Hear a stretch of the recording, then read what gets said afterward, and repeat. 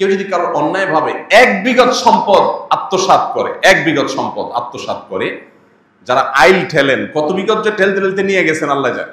1 বিঘত সম্পদ যদি কেউ কারোর আত্মসাৎ করে, নবীজি সাল্লাল্লাহু আলাইহি সাল্লাম বলেছেন 7 তবক জমিনকে কিয়ামতের ময়দানে তার গলায় ঝুলিয়ে দেওয়া হবে। কত জমিন লাগে তোর জানেন, সেদিন মৃত্যু হবে না, কষ্ট যন্ত্রণা এটা ঠিকই হতে থাকে।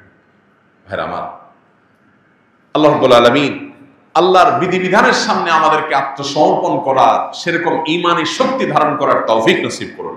আমিন। ভাইরা আমার, আমরা আমাদের বোনদের হক যদি মেরে খাই, তাদের হক যদি নষ্ট করি, সম্পদ যদি আত্মসাৎ করি, তাতে কি হবে? প্রথমত জীবনের বরকত চলে যাবে।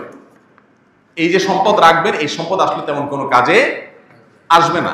সম্পদ রাখবেন, সাথে ক্যান্সার চলে আসতে পারে, কিডনি ড্যামেজ হয়ে যেতে পারে, হার্টে ব্লক হতে পারে, এমন কিছু হতে পারে যে সম্পদ মারছেন বোনের 5 লাখ টাকার রোগ আল্লাহ ধরায় দিবে 10 লাখ টাকা, টেরও পাবেন না।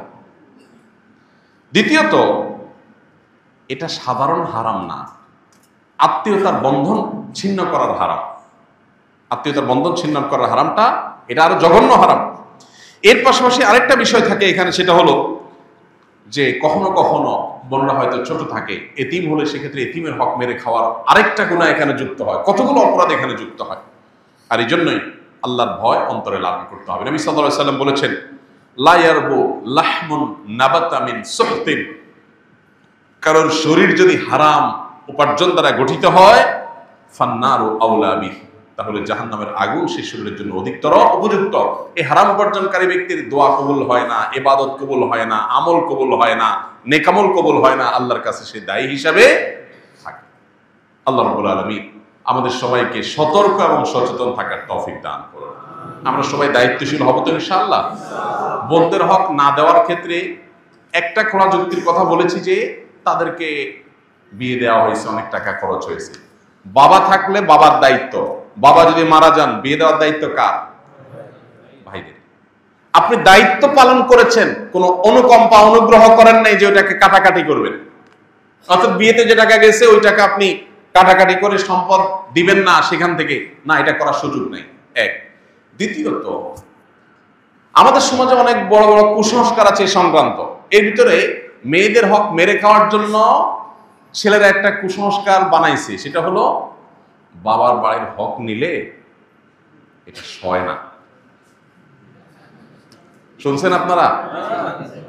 হাইরে হাইরে হাইরে, মানে বাটপারি এই লেভেলের সম্ভব?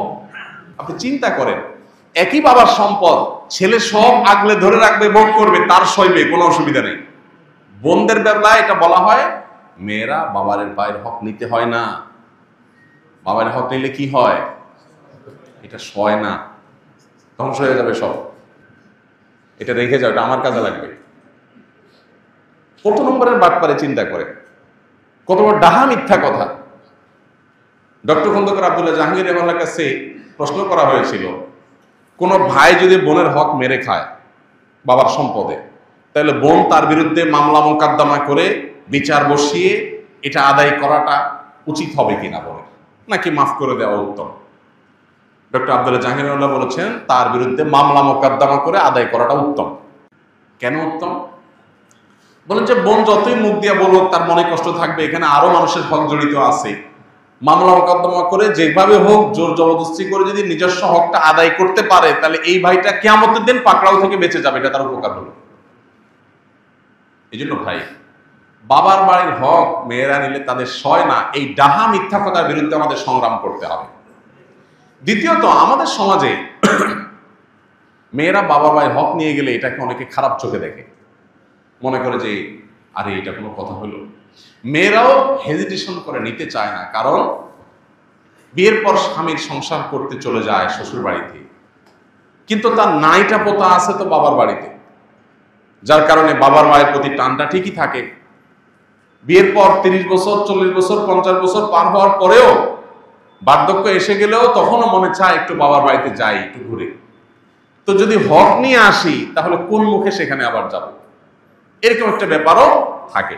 এবং সাধারণত আমাদের সমাজে কোনো মেয়ে বাবার বাড়ি থেকে হক টক নিয়ে গেলে, জমে জমে সব বোঝা নিয়ে গেলে, সে আসলে অনেক ছোট লোক ভাই আছে যারা মনে করে যে এখন আর সে কেন আসবে, বাগিনারা কেন আসবে, বোন কেন আসবে।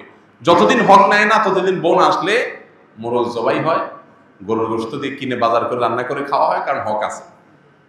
আর হক নিয়ে গেছে তখন মনে হয় পর হয়ে গেছে, এখন পর্যন্ত তার আসার কোনো রাইট নেই। পরিষ্কার জেনে রাখা দরকার, ভাই এবং বোনের সম্পর্ক কি শুধু সম্পদকে কেন্দ্র করে? অতএব বোন যদি তার প্রাপ্য হক বুঝিয়ে নেয়, তারপরও মৃত্যু পর্যন্ত এই বোনের সাথে সুসম্পর্ক বজায় রাখতে হবে।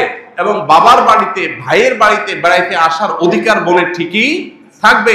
আবার ভাইয়েরও কর্তব্য থাকবে বোনের বাড়িতে গিয়ে বেড়ানো এবং তাকে দেখা, খোঁজ খবর নেওয়া। এটার সাথে সম্পদ দেওয়া নেওয়ার কোনো সম্পর্ক নাই। অতএব এই কুসংস্কারের উপর আমাদেরকে আঘাত করতে হবে যে কোনোভাবেই এই কুসংস্কার থাকা চলবে না। ভাইয়ের হক থেকে বা বাপের হক থেকে, সম্পদ থেকে বোন সম্পদ নিয়ে গেলে সেই বোন, সেই মেয়ে আর বাপের বাড়িতে আসতে পারে না, এটা সঠিক কথা নয়। বরং সম্পদ নিয়ে গেলেও আসতে পারবে, সম্পদ থাকার মধ্যে তো অবশ্যই আসতে পারবে, বলাই বাহুল্য। এই জন্য ভাই এই কুসংস্কারটা আমাদের দূর করতে হবে।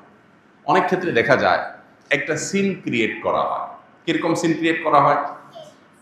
মেয়েদের সম্পদ মারার ক্ষেত্রে দুইটা সিন ক্রিয়েট হয় সাধারণত। একটা হয় বাসর ঘরে, মহর দেওয়ার বেলায় আসলে ফুসলায়া ফাসলায়া, মেয়েরা লাজুক প্রকৃতির হয়। বাঙালি মেয়ে, মুসলিম মেয়ে আরো বেশি লাজুক হয়, যত ধার্মিক তত লাজুক হয়। এই জন্য বাসর ঘরে ফুসলায়া ফাসলায়া, দেখো মোহর তো 10 লাখ 1 টাকা ধরছে মুরব্বীরা, তা আমার তো দেওয়ার সামর্থ্য নাই, আমি ইনশাল্লাহ এই তো সামনের মাসে বা 1 বছরের মধ্যেই সর্বোচ্চ আমি তো ইটালি চলে যাব, সৌদি আরব চলে যাব, কত 10 লাখ হবে, সবই তো তোমার। বউ তখন বেচারি শর্মে পড়ে বলে যে আরে কি বলেন এই সময়, আমার কোনো দায় দাবি না এগুলা। এই যে মুখে না দাবি আদায় করলে